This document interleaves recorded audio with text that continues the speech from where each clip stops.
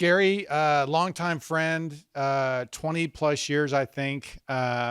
We've recorded video together, but you are, I think, or Gary is the godfather of video, trim carpentry, teaching, sharing. I mean, you were the original and the master.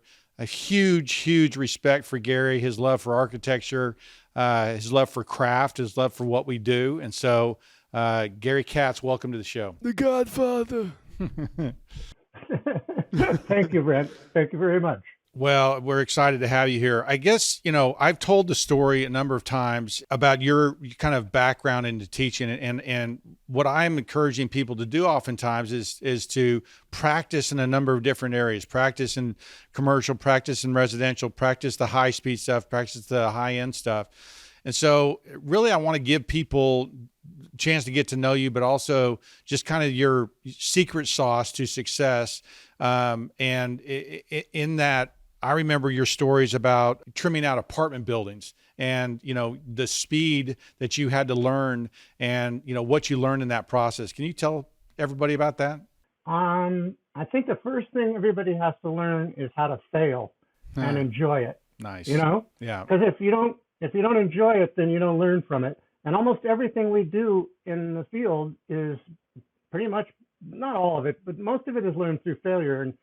And the apartment building thing is a really good example of it, because we really didn't know what we were doing when we took our first big building. I think it had like 100 units or something like that.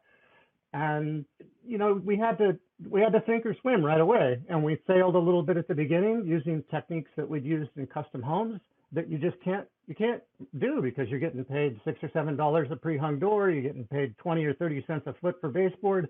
You're getting $10 a shelf for closets and stuff. It's just like, you can't afford that. So you've got to come up with you have to really think about it. And that's the cool part about, I think, our profession. You really have to learn from your mistakes, and you have to be constantly examining what you're doing.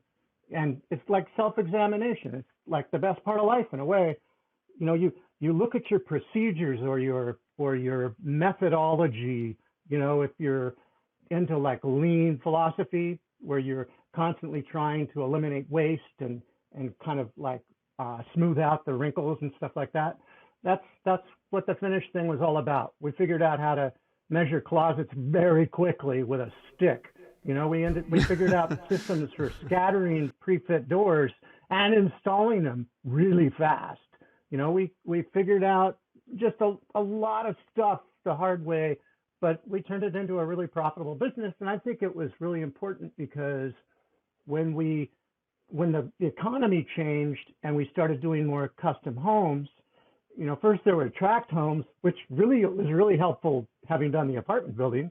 Yeah, but then when we started doing custom homes, we started integrating some of those same production techniques when we were doing custom high-end work. And it was effective. And it made the whole job site more efficient, more productive. It made all of us feel more confident, and secure, and it pleased our clients and our contractors that we worked for. So, I really believe you're right. You've got to stick your foot in everything, not just your toe. You got to go all in and do the production work and do the remodels and do the new construction, as well as, and you and I'll, I'm sure, get into this subject, as well as study the craft, the architecture, the history, and have an appreciation for that too. Well, I think you beat me to the punch on that, and we can talk about that later, because I remember listening to you and reading your stuff, talking about neoclassicism and the classical styles and all that different stuff. So we can get into that, but let's go back to you were paid $6 to hang a door. I mean, wow, that is. Wait, can we talk about? I don't understand the pricing. That's not hanging a door. That's a pre-fit door. Okay, still, that's not very much. Yeah, Jackson. Wait, how does that work? $10 for hanging a door. So basically, is it like a speed thing? Like how fast you can get everything done is how much you get paid? So they just basically look at the end product and go, all right, you got 30 doors in today. You get 30 times 7, $210. Is that how that works? Something like that. when you bid the job, you don't bid it by man hours, you bid it by piecework.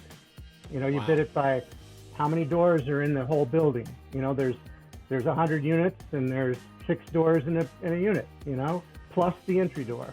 And the entry door was always a hang. So like I said, you get $10 for the hang. And we couldn't do that. We didn't know how to hang doors that quickly. So we hired that out to a professional door hanger. And that was just like one of the thrills of my life, watching that guy hang doors.